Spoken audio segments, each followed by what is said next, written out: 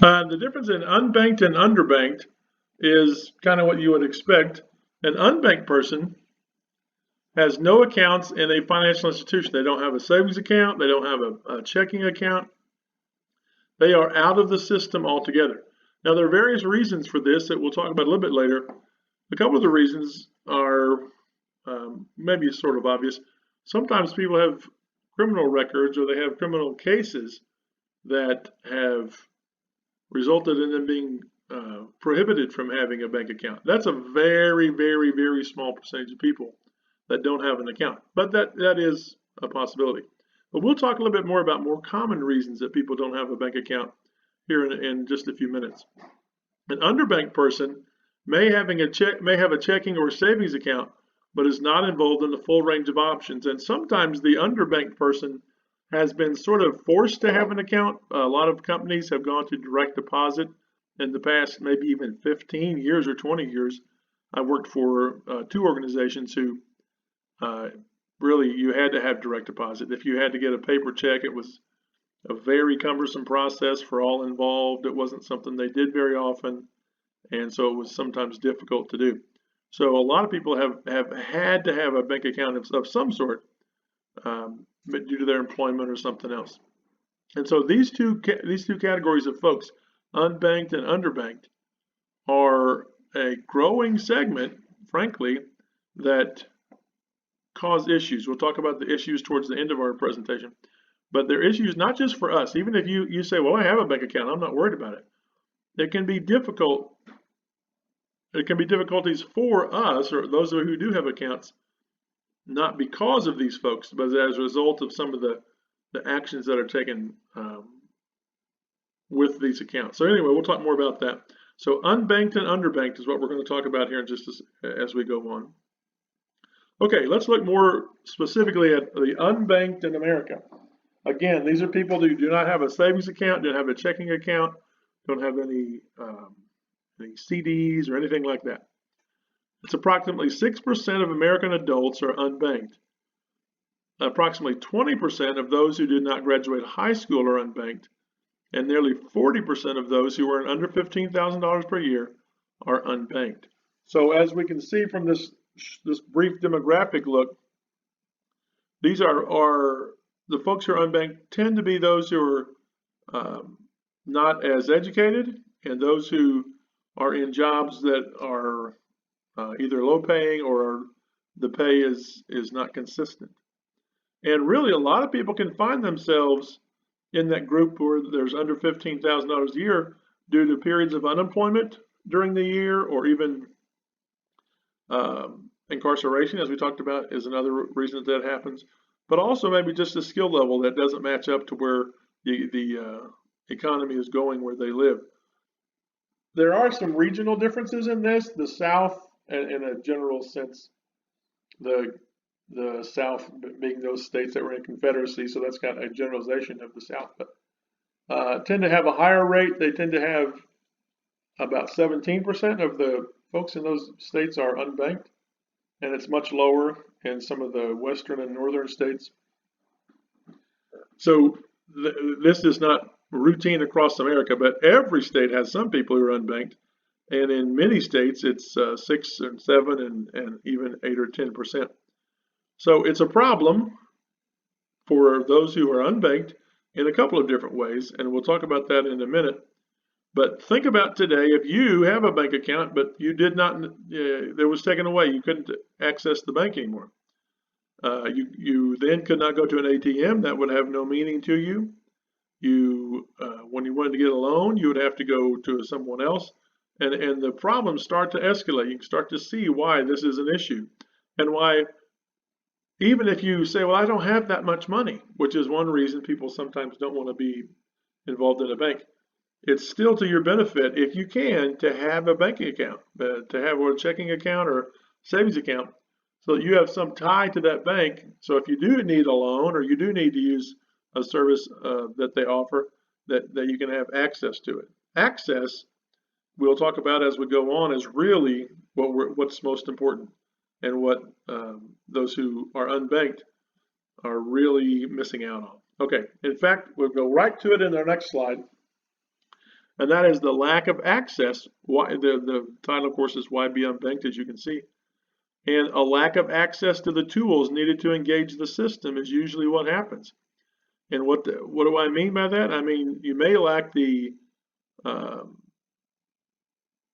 just actual physical equipment to access the system. You don't have a computer, you don't have a smartphone, or that you have a smartphone, but you really don't have the information that you need to use that phone in the way that it needs to be. And the picture that we have on this screen is of maybe a typical or a stereotypical even check cashing place, money orders, fast license service, Western Union. Of course, they cash checks. And this is, again, one of the reasons that people use facilities like this one is because they're, you see at the bottom here, it says more convenient and immediate. A lot of these folks also let you pay your electric bill there, let you pay your gas bill. Some of them, not as many, but some of them you can pay rent there. You can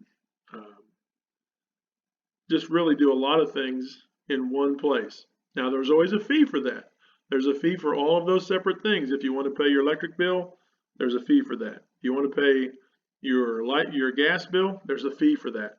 And the fees are often listed on a big board right as you walk in, so you know what the fee is going to be. And so some people who are unbanked find it more convenient to go to a place like this and take care of all of their needs at one time. It is more expensive because every fee adds up. Every time you have to pay that fee, in the long run, it adds up. And we'll see how much that is in just a minute. But that's something that they find more convenient and more immediate. When I get my check cashed, I have money in my hand. I have cash money in my hand right then. If I go to the bank, or if it's direct deposit, for instance, let's say it's direct deposit. Well, I don't have cash in hand. I have to go to the bank, whether it's an ATM or go inside the bank and withdraw money. Well, what if there are rules about that?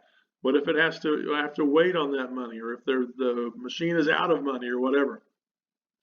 And so some people, because they need the money immediately, choose this way of accessing it. Or, as I have in the middle there, a distrust of the financial system. Sometimes that's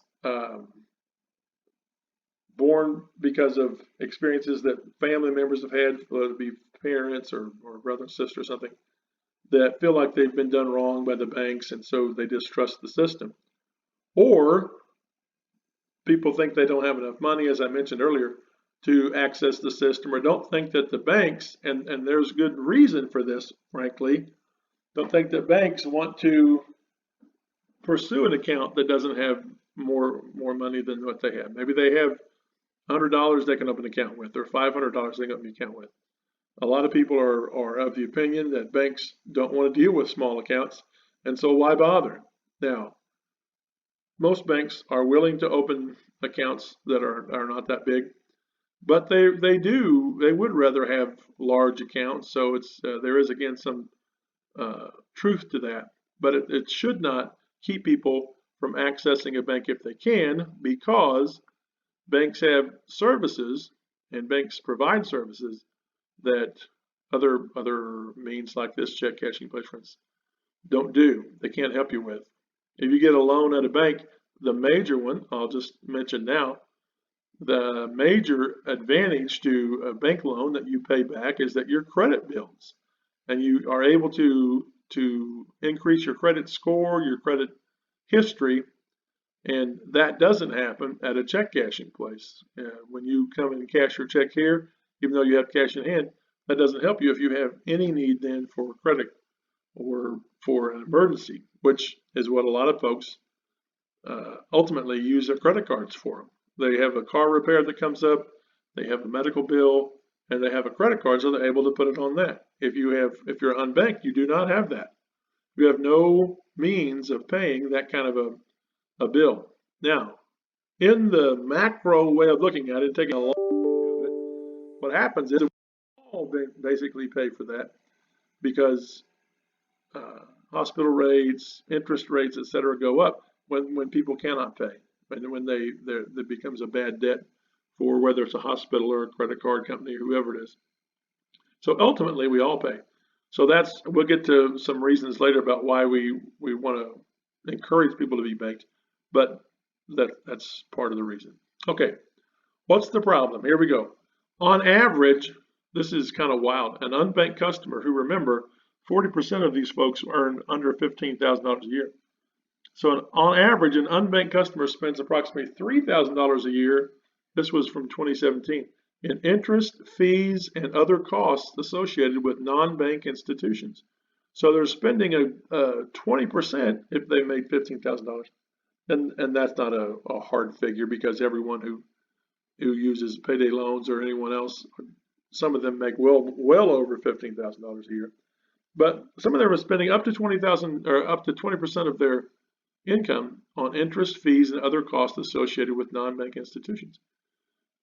Unbanked folks often use payday loans, title loan places, check cashing shops, pawn shops, etc. as their bank, and I kind of already have talked about that.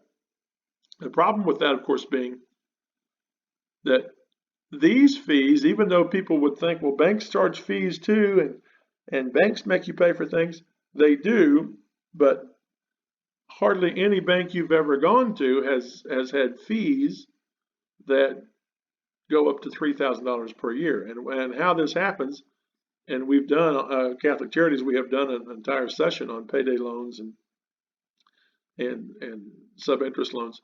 So if you are interested in that, I encourage you to find that on our website. But the fees and interest associated with these products is really among the highest, usually is the highest of all financial products. If you get a payday loan, the average payday loan is $375. And in a lot of states, they're limited to no more than $500. Some states, it's no more than $300. And the reason for that is because they can charge these exorbitant interest rates, which annualized would be about 1,200%. And so that's different. That's not something that most people want to be involved in. So you hear that I have a dog here, so please bear with me on that. But those are the problems that come along with unbanked folks. Unbanked, and I say unbanked folks, not problems with them. They're not causing the problem.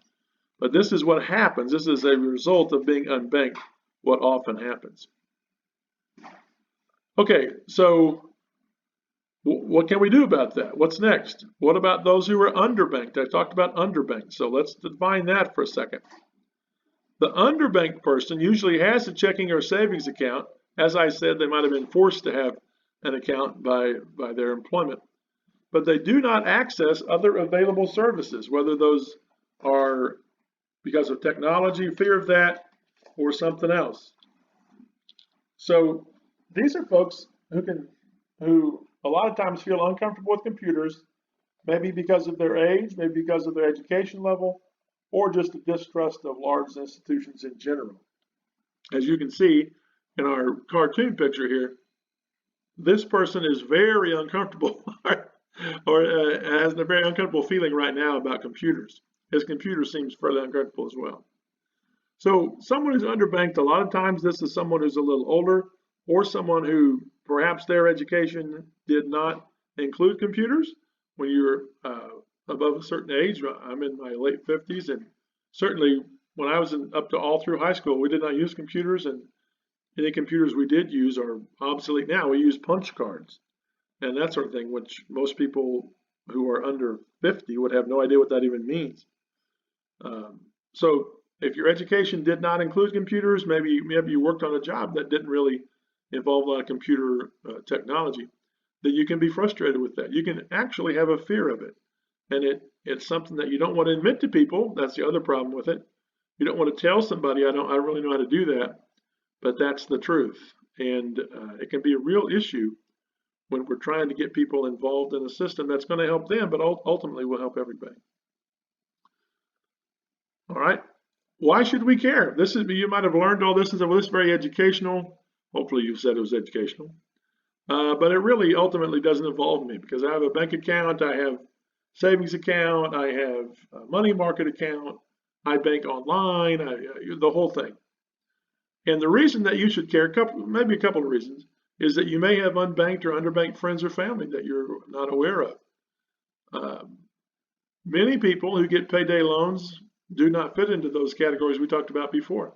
Many people who get payday loans or second market loans, if you will, are working all the time. They work sometimes 2 jobs.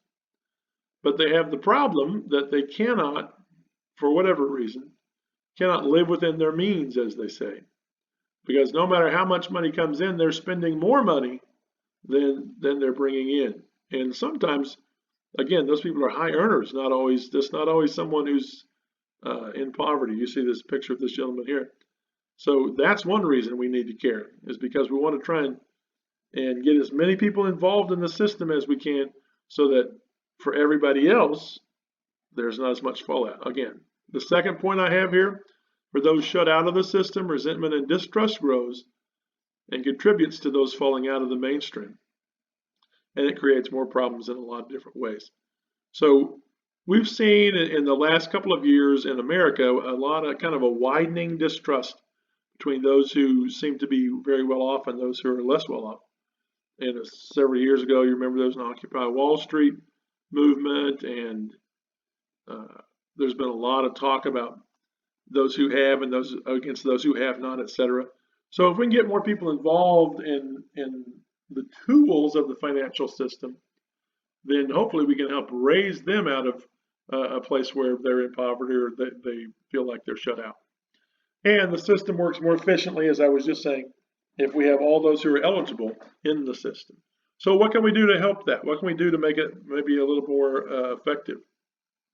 How do we engage the unengaged?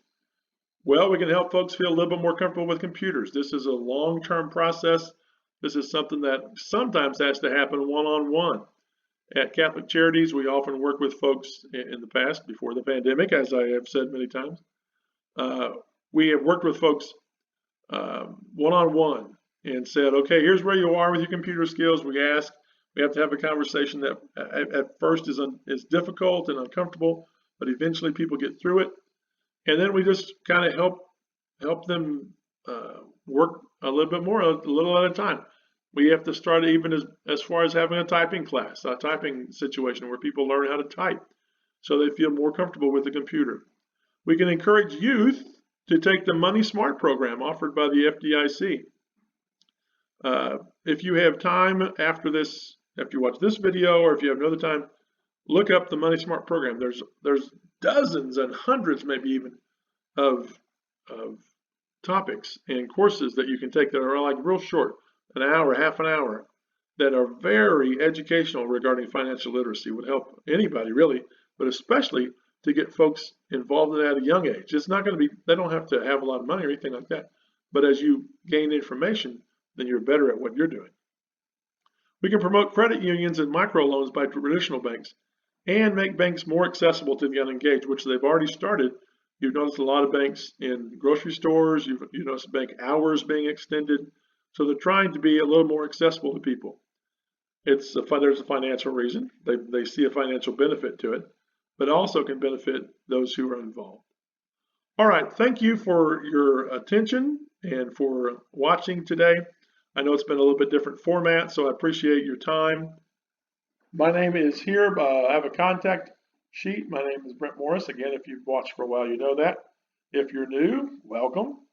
Here's my contact phone number and email. If you have questions about anything we've talked about today or anything else that comes up, give me a call or send me an email, and I'll do my best to see if I can help. All right, thank you very much. Hang in there. We're almost getting through not only the pandemic, but this weather. So in Kansas City anyway. So again, take care. Thank you.